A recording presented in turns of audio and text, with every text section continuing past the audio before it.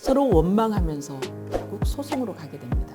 이혼 소송 준비 중이라면 재판 시작될 때 돈 받으면 그걸로 다 내 돈인 줄 알았는데 몇 천만 원 혹은 몇억 원이 될 수도 있으니까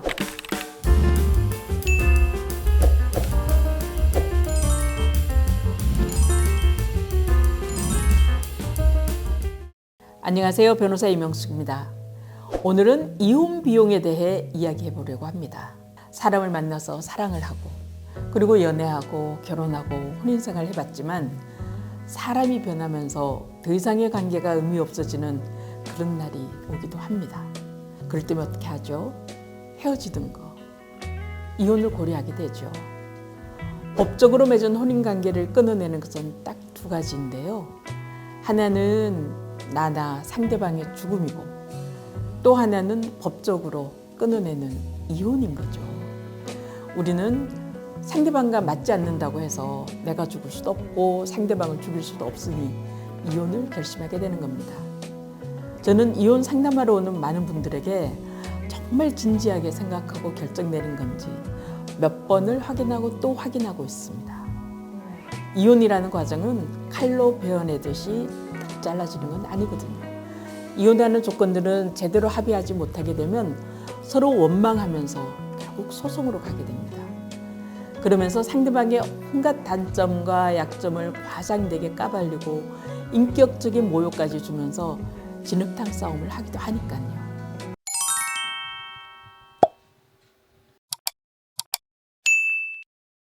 오늘 얘기하는 이혼 비용은 소송에 들어가는 비용인가요? 이혼 조건에 대해서 합의가 안 되면 결국 법원에 가서 소송이나 조정으로 이혼해야 되니까요.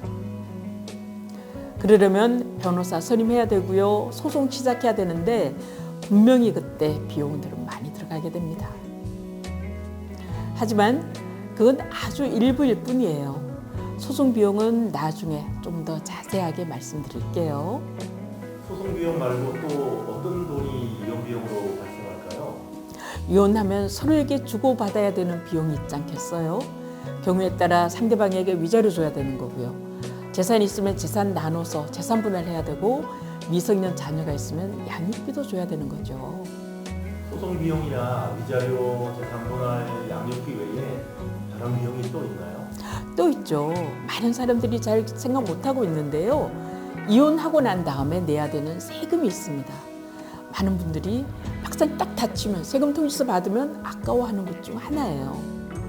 양육국에서 사는 사람이면 세금은 당연히 내야 하는 건데 왜 아깝죠? 이혼 후에 받는 돈이 목돈으로만 들어오는 거 아니죠. 그리고 돈 받으면 그걸로 다 내 돈인 줄 알았는데 이 중에 상당 부분을 세금으로 내야 되면 정말 아까워지는 거죠.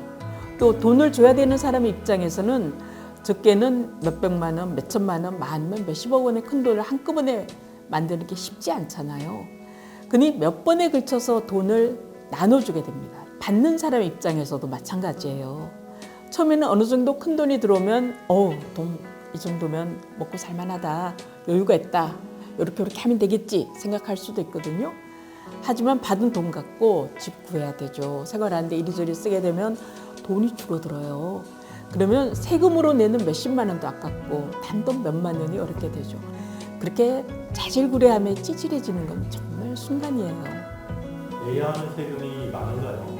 위자료와 재산 분할에 대한 세금이 있고요. 양육비에 대한 소득공제가 있겠죠. 얼마 정도 부과되는데요?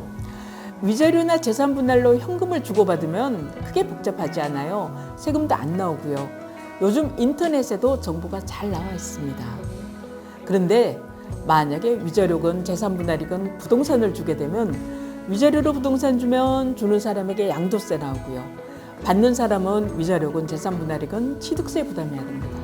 부동산 가액이 높으면 높아질수록 세금은 엄청 높아지는 거죠. 몇천만 원 혹은 몇억 원이 될 수도 있으니까 세금 잘 고려해야 됩니다. 이혼 후 세금 심각하네요.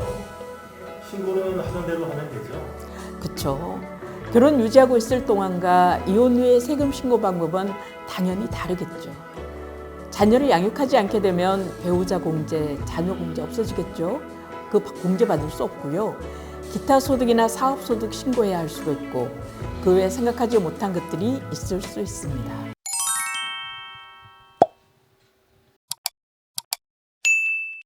그럼 보험은 어떻게 되나요? 아내나 남편이 내주는 경우도 있잖아요. 그 또한 케바케여서 그때그때 달라요. 공동의 비용으로 나간다면 계약을 변경하거나 해지하는 게 필요하고요. 계약자와 피보험자 변경 등이 필요합니다. 능숙한 변호사라면 잘 알아서 해주지만 가끔씩 보험에 대해서 명의가 누구인지, 수익자 누구인지, 계약자 누구인지 고려하지 않아서 이혼한 다음에 보험 때문에 머리 아파하는 분도 들어 있거든요. 그럼 국민건강보험에도 변화가 있겠네요. 그렇죠. 각각 직장 다니고 있는 부부라면 상관없겠죠. 하지만 직장 다니지 않으면 이혼 후에 지역가입자가 돼서 꽤 많은 보험료를 납부해야 되겠죠. 가정주부 같으면 갑자기 지역보험료도 힘들어집니다. 국민건강보험을 납부해야 되는데 일정 수입이 없다면 그리고 일정한 수입이나 재산이 없는 분이라면 소송 기간 동안에 필요한 생활비, 양육비도 미리 계획해둬야 됩니다. 소송이 하루 이틀 만에 끝나는 게 아니고요. 빠르면 3, 4개월, 길면 1년, 더 길면 3, 4년 혹은 그 이상도 계속되니까 이 기간 동안 내가 생활을 어떻게 할 건지 그 돈도 생각해야 되거든요. 소송 중에 주변에 돈을 빌리거나 대출 받으면서 경제적으로 힘들어하는 분들 많이 보거든요. 많이 힘들어하세요. 호소하고요. 그러니 이혼 소송 준비 중이라면 재판 시작될 때 양육비, 생활비 이거 어떻게 조달할 건지 미리미리 고민해야 되는 거고요. 법원에 사전 처분을 신청해서 안정되게 생활비 받으면서 그러면서 소송할 수 있도록 하시는 것이 좋습니다. 근데 이 부분을 간과하는 변호사님들이 의외로 많으세요.